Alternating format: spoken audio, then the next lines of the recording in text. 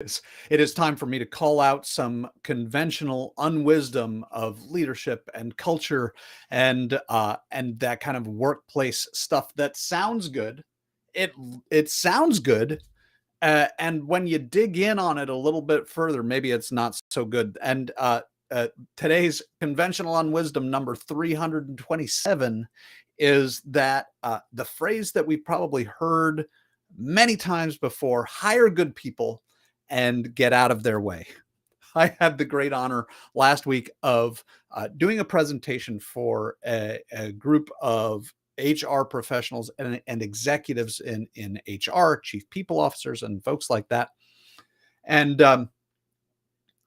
after the presentation, someone uh, posted about it on LinkedIn, and they said that their biggest takeaway was something that for me was just kind of a throwaway.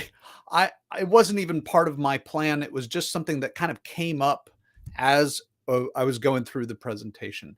And it was exactly this: the idea that you should hire great people and get out of their way is not wise. This is a bad idea for culture. It's a bad idea for engaging and retaining that employee. And let's get into a little bit of why.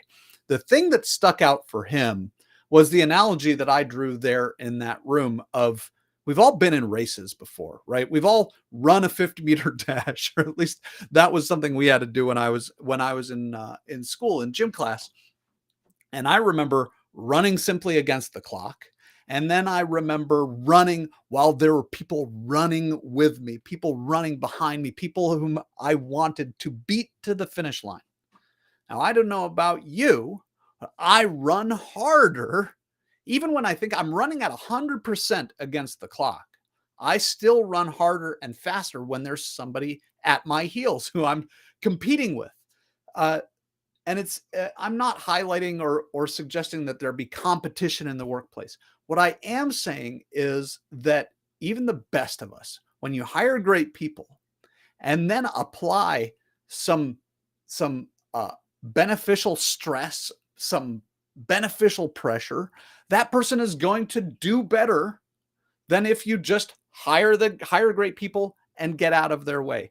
And I'm not suggesting that we be unkind or that we do anything that they wouldn't want us to do. It's perfectly perfectly possible to follow the golden rule here and still apply pressure. In fact, I can think of a time when, and probably more than one, when I was hired because they deemed me to be great people, and then they got out of my way. And it was almost kind of like I felt like I was in a ghost town all of a sudden.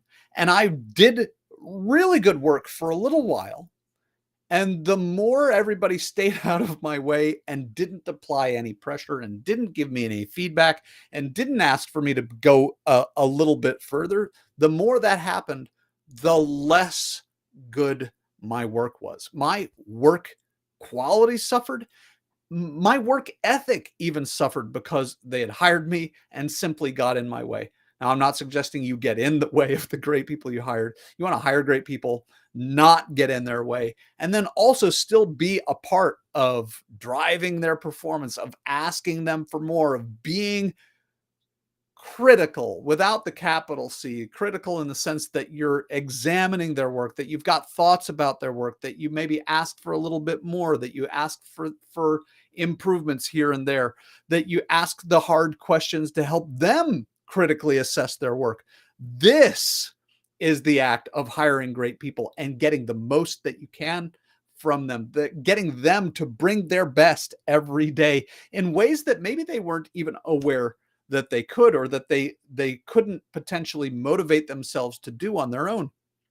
I remember, and you may remember as well, years ago, there was an article in the New York Times about what it's like to work at Amazon. It was essentially decrying the Amazon culture as one that was abusive and squeezing every last drop that Amazon could out of the people who worked there. And I remember meeting an Amazon executive, um, not somebody on the high level, somebody that this article was talking about, that this article was talking about. It's squeezing these folks dry.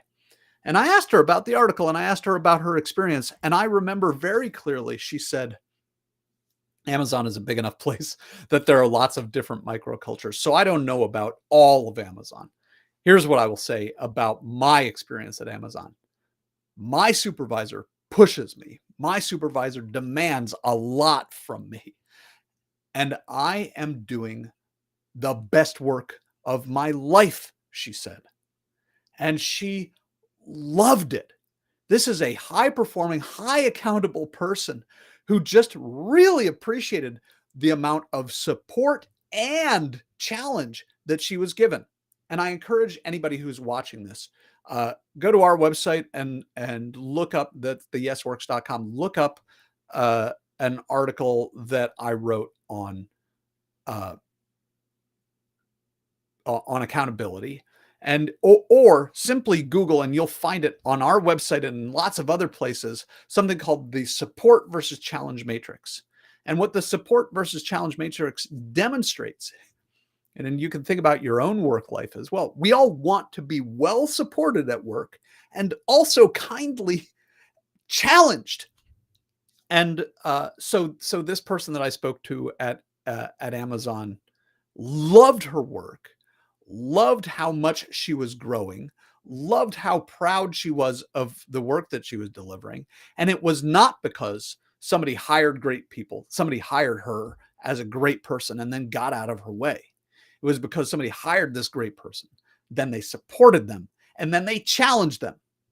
So if you would love to get good work out of great people and then lose them slowly by the attrition of their work quality, lose them because they decide to leave and go to someplace else that's got a little bit more challenge, a little bit more support, a little bit more fun. If you'd like to lose them, then by all means, stick with that conventional wisdom, hire great people and get out of their way. If, however, you want to hire great people and help them grow to be greater still and get from them and have them enjoy delivering the best work of their lives, then hire great people, support them well, and challenge them every day to be a little bit better, a little bit more than they were the day before. Challenge them kindly, and I promise that is wisdom that is unconventional. So rather than following that conventional unwisdom, let's get into some wisdom that instead is unconventional. I'm Aaron Schmuckler, CEO and co-founder and company culture engineer at the Yes Works. And I'm grateful to have had your time and your attention today. Hope this was valuable. Bye-bye.